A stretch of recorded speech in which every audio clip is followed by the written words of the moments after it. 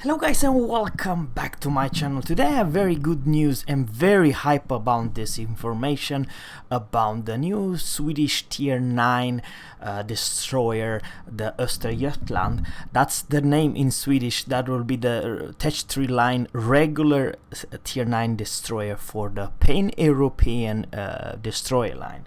Now the reason I have this particular ship that Yugumo and this lovely tier 9 Pan-Asian destroyer Chungmu has the best concealment in this game of all tier 9 destroyers, 7.2, and I believe that 7.2 it's lower with captains build with everything. I still believe, guys, that you have this particular ship lower than, let's say, the Fletcher. And same story, the tier 9 Swedish destroyer will have same detection and even better detection firing in the smoke. Instead of 2.7, the Swedish, the 2.7, yes, the Swedish will only have 2.5, which is pretty good. And same story with detection by air. The Swedish destroyer will have 3.1. So shall I say it's not a slugger and it's not and a bad in concealment. Matter of fact, the only ship I can come up with which have actually better in the concealment, it's definitely the torpedo boat Yugumo. The Yugumo has literally the best concealment of all tier 9. I do believe I have her 5.5. So the Swedish destroyer with full concealment expert and all the module, I do honestly believe she will get 5.7 or 5.6, something like that. I believe it's 5.7, which I will spot everything and everyone besides the Yugumo, which is absolutely broken. So how does this tier 9 Swedish or pan-European destroyer looks like? Well, I'll tell you, it's very in size-wise, it's a smaller version of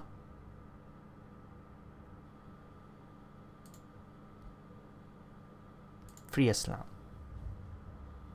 with the stats I just mentioned. I'm talking about the concealment. So what kind of guns does she have, this Swedish? You know, it's 2x2 exactly like you see here. The main thing is that they will have, I'll explain you in AA. You see here 6.1, those 40 millimeters, 70 both for SP48. Those ones. You don't have 6 but you have 7, which increase your DPM even higher than the Friestalnd. I'm talking about for the let's talk about her AA. Her AA is a mixed bag, but it's literally as strong as the Friestalnd, which is not bad, and you do have AA defense. So I highly recommend. But there is a quite significant changes. For the first one, the Friestalnd has one of the best smoke in the game. You don't have any smoke. On the other hand, you do have one of the most OP broken torpedo in this game, and I'll tell you exactly what that is. So, ladies and gents, let's go the stats one by one. You have the same 120 millimeters both force guns. They reload not 1.8 but 2 seconds. So you have slightly less DPM than the Friestalnd. You have the same turning radius. The maximum HE shells damage are 1,700 flat, not 100,000, not 1,750. So it's 50 less damage in HE. On the other hand, your AP does 2,150 of some strange reason, but it is what it is. Now the main difference, guys, it's also her HP pool and the firing range. Now, fully stock, I'm talking about the upgrade, the whole, you have 15,800. And here at Friestalnd, you have 17,600. But remember, you do have heal, so you have AA defense and heal and Torps, but no smoke. So probably you can help yourself by putting the this perk, the captain's perk, there you increase your HP pool. Probably it's not a bad idea. Now something else, it's about her range. The Swedish tier 9 destroyer will only have unfortunately 10.90, so 10.2 kilometers in range, and over here you see definitely 12.3. I actually highly recommend you put advanced firing training because it's painfully close 10.2, but it's up to your playstyle. I'm not saying that you're doing something wrong if you keep that range, but I'm just saying it's kind of a short range for tier 10. However, you can still have this work, so it's not crazy. So what else? Her speed, it's exactly 1 knot slower. Let's talk about her maneuverability. Not 36 knots, but to have 35 knots. It's kind of a slug, but remember, you do have speed boost and you can put some good looking speed flag. I highly recommend to do that. Almost the same percent to put your enemy on fire, your DPM monster. As I told you, you have a way better detection of the fire in the smoke and way better detection overall. You are at the same spot as the Pan-European destroyer or Pan-Asian destroyer Chungmu, same concealment. Now something else, and let's talk about the turning radius is 610, so you have better turning radius. However, the rudder shift it's also 3.7, which is also better than that. So the Swedish destroyer will outturn the Friestalnd in turning radius and in rudder shift. So 3.7, it's not bad. The only downside, you have 1 knot slower. That's the thing. But now let's talk about her OPness, her consumable, guys. Let's talk about, you do have the slot 1 damage count, slot 2 engine boost plus 8% in speed, slot 3 repair party, numbers of charges with premium 3, otherwise only 2.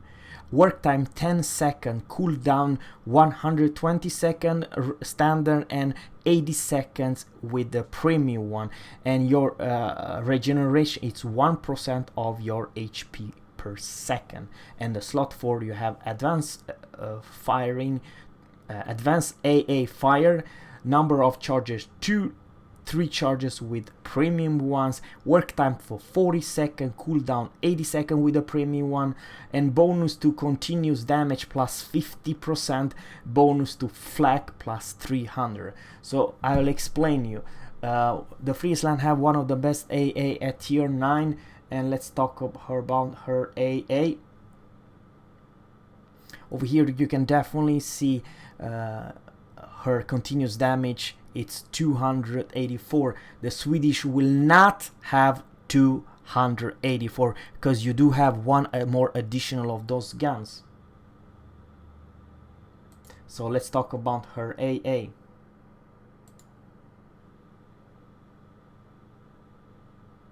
$329. So I repeat, this mid-range will be 329, and you put AA defense and you double that, or plus 50%, you not double it, sorry, plus 50%.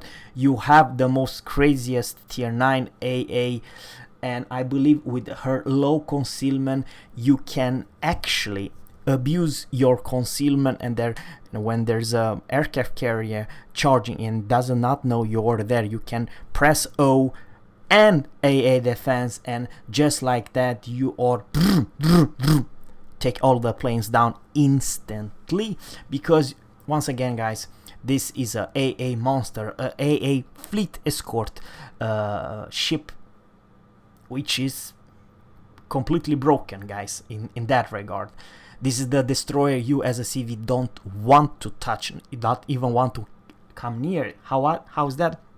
Because of long range, from 0.1 all the way to 6 kilometers action time, thanks to those dual guns. And I believe, I'm not a little bit confused over here, but it should be close to Friestalnd AA over here I'm not 100% sure, guys. I'm talking about the continuous damage per second, but the range I am 100% sure, and the same it's about her number of explosion. It's also the same, 1800 flak, and no, flak damage is less, sorry, 1610, so slightly less flak, but it is quite significant. But now let's talk about her OPness, and that is must be the damn torpedoes. So what kind of torpedo does she'll have? This very unique kind of Toorps. Let's talk about, you only have 8 torpedoes, guys. It's 533 millimeters, M1947. Reload time, it's 90 seconds, which is not bad for tier 9. It's not bad, 90 seconds. The maximum distance, the distance of those are whopping 15 kilometers, and the maximum damage, it's only 10,700. Speed 86 knots. The fastest Toorps in the game, 86 knots. Sure, you only have 4 of them, but how about Yugoma? How many torpedo does she have? Just curious, you know, just wondering. She does have 8 as well, right? True, she only has 8. But those F3 Toorps are, of course, 8 kilometers, and then you have the Shimakas, that's 12 kilometers, and Zaus, 12 kilometers. They do tons of damage, don't get me wrong. I do believe the Swedish does not even do half of the damage. And then you have the torpedo belt protection, so probably, I'm just saying, if a Yamato will receive a Swedish destroyer, probably she will get a little bit more than 5,000 damage. Mediocre, right? But it's the sheer amount of speed and the range. Believe me what I'm gonna say right now, guys.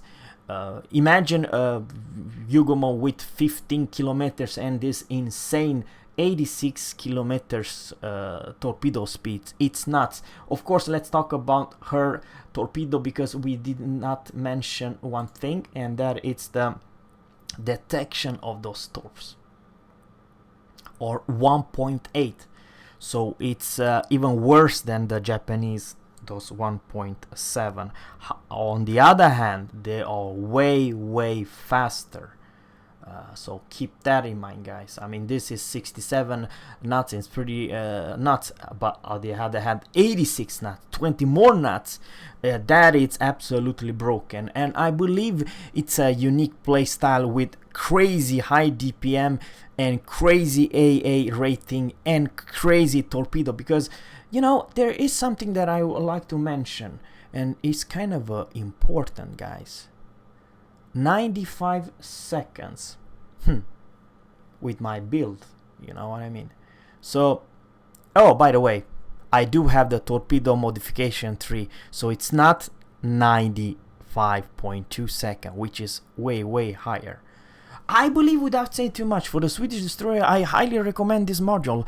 This is your bread and butter, because let's face it, how many times you gonna open fires without smoke all over the place? But you're definitely gonna send those lovely insane torpedoes, 15 kilometers range and 86 knots. That's for damn sure. So this is one highly recommended build. In the next video, I will make a special Swedish and heavily British cruiser line recommended build for both of them, and I highly recommend you in the very next patch that you're gonna see the super tester. And I do believe this tier for tier probably it's extremely strong, guys. I'm not saying too much. It has all goodness, you know. I'm talking about good concealment, extremely strong AA, and extremely good torpedo power. It makes, literally, guys, I'm serious, I'm not judging you too much. What the hell played this Yugo? I'm serious, I'm not joking what I ask you right now. Sure, don't get me wrong, the nice thing about the Japanese destroyer, when they hit like a truck, you will be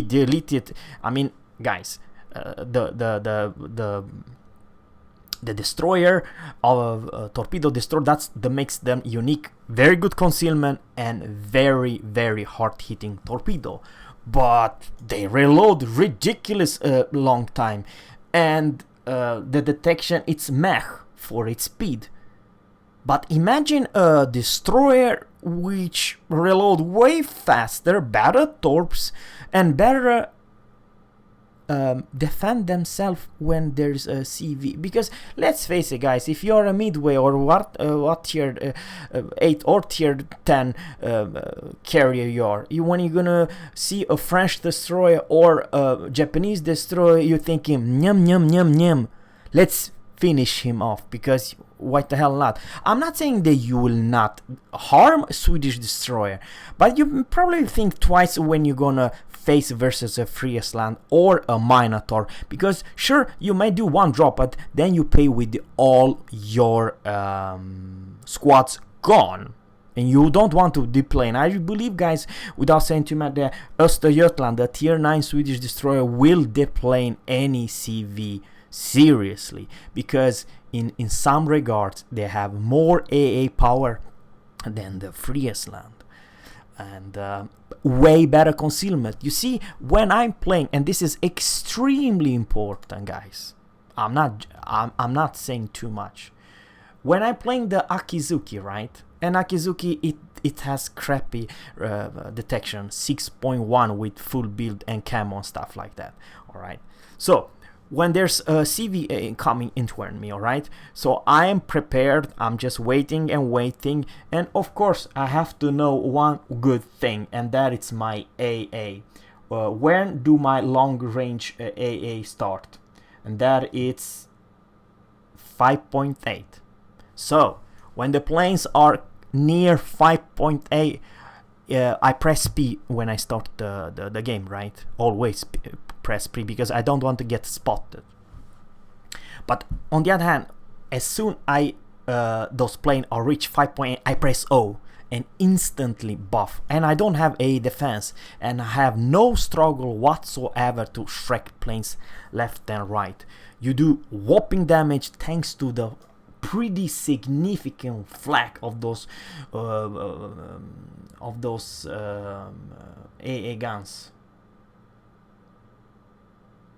You see here 143, and long range are only continuous damage 131, and this flag bubble 1400. So it's pretty strong for tier 8, but it's nothing versus tier 9 and tier 10 Swedish destroyer. They will buff, and you have AA defense. So what I'm trying to say, guys, think twice if you want to play the CV, and probably think twice if you want to charge a Swedish destroyer, because you might regret it. Okay, guys, that's all for today. Please subscribe to my channel and let me know if you're gonna grind the Swedish destroyer line, yes or no. Have a good one, take care, and bye.